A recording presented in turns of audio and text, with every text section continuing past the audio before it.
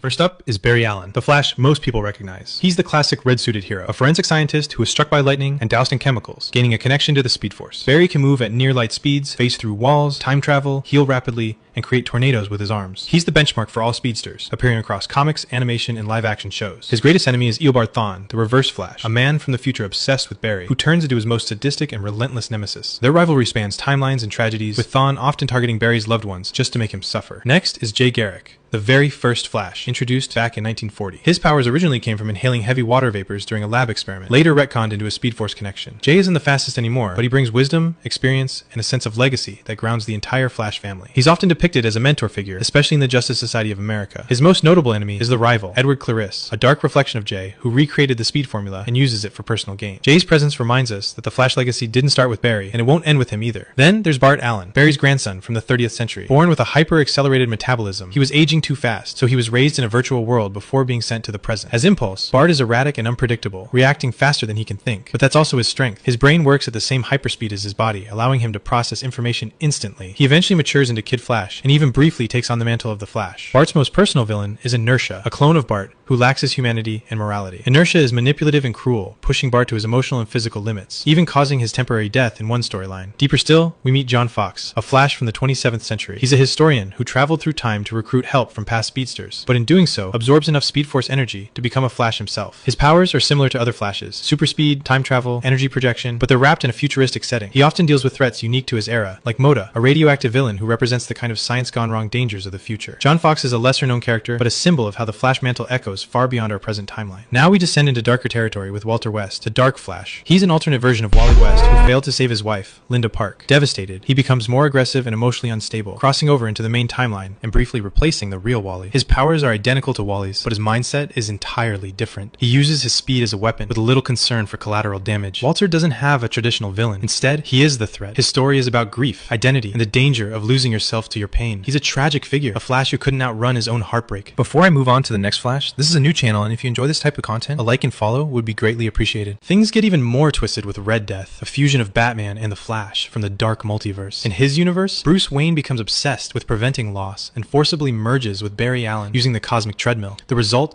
is a version of Batman with Speed Force powers and a fractured mind. Red Death commands devastating Speed Force attacks, creates vortexes to disorient foes, and can traverse dimensions. He doesn't have a single arch nemesis. His enemy is the multiverse itself. As part of the evil Justice League and Dark Knight's metal, Red Death represents what happens when obsession overrides morality. Speed and strategy fused into horror. Even deeper, we encounter the Black Flash. Not a person, but a cosmic force. The Black Flash is death for speedsters. When a runner's time is up, the